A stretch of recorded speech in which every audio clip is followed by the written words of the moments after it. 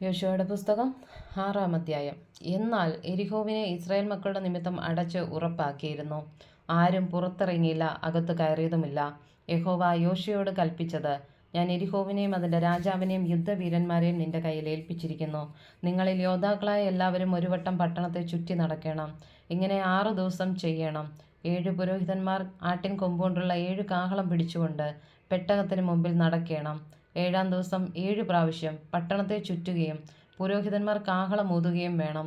അവർ ആട്ടിൻ കൊമ്പ് നീട്ടിയൂതുകയും നിങ്ങൾ കാഹളനാദം കേൾക്കുകയും ചെയ്യുമ്പോൾ ജനമൊക്കെയും ഉച്ചത്തിൽ ആർപ്പിടണം. അപ്പോൾ പട്ടണം അതിൽ വീഴും.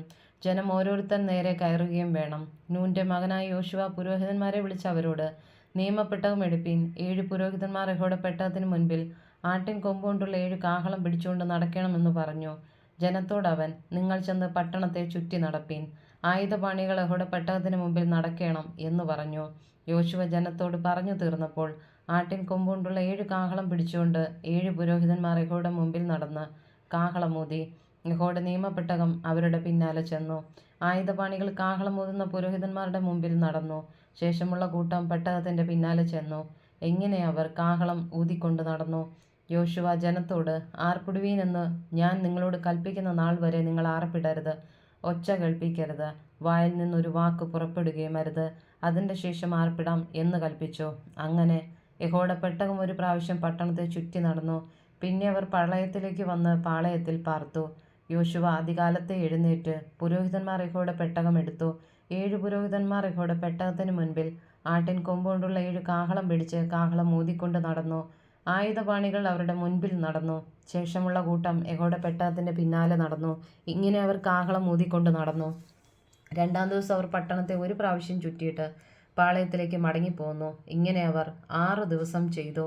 7-ാം ദിവസമോ അവർ അതികാലത്ത് അരുണോദയത്തിങ്കൽ എഴുന്നേറ്റ് പട്ടണത്തെ ആ വിധത്തിൽ തന്നെ 7 പ്രാവശ്യം ചുറ്റി. അന്ന് മാത്രം അവർ പട്ടണത്തെ 7 പ്രാവശ്യം ചുറ്റി. 7-ാം പ്രാവശ്യം പുരോഹിതന്മാർ കാഹളം ഊതിയപ്പോൾ യോശുവ ജനത്തോട് പറഞ്ഞതെന്തെന്നാൽ: ആർപ്പിടുവീൻ. യഹോവ പട്ടണം നിങ്ങൾക്ക് തന്നിരിക്കുന്നു. ഈ പട്ടണവും അതിലുള്ളതൊക്കെയും യഹോവയ്ക്ക് ശപഥാർപ്പിതമായിരിക്കുന്നു. എങ്കിലും രാഹാബ് എന്ന വേശ്യ നാം അയച്ച ദൂതന്മാരെ ഒളിപ്പിച്ചതിനാൽ അവളും അവളോട് കൂടെ വീട്ടിലുള്ള എല്ലാവരെയും ജീവനോടിരിക്കട്ടെ. എന്നാൽ നിങ്ങൾ ശപഥം ചെയ്തിരിക്കെ ശപഥാർപ്പത്തിൽ വല്ലതും എടുത്തിട്ട് ഇസ്രായേൽ പാളയത്തിന് ശാപവും അനർത്ഥവും വരുത്താതിരിക്കേണ്ടതിന് ശപഥാർപ്പിതമായ വസ്തുവൊന്നും തൊടാതിരിപ്പാൻ സൂക്ഷിച്ചുകൊള്ളുവീൻ. വെള്ളിയും പൊന്നുമൊക്കെയും ചെമ്പും ഇരുമ്പും കൊണ്ടുള്ള പാത്രങ്ങളും യഹോവയ്ക്ക് വിശുദ്ധം. അവ യഹോവയുടെ ഭണ്ഡാരത്തിൽ ചേരണം.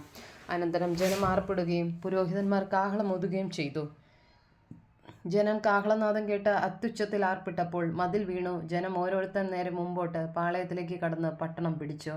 പുരുഷൻ, സ്ത്രീ, ബാലൻ, വൃദ്ധൻ, ആട്, മാട്, കഴുത എന്നിങ്ങനെ പട്ടണത്തിലുള്ള സകലത്തെയും അവർ വാളിന്റെ വായ്ത്തലയിൽ അശേഷം സംഹരിച്ചു.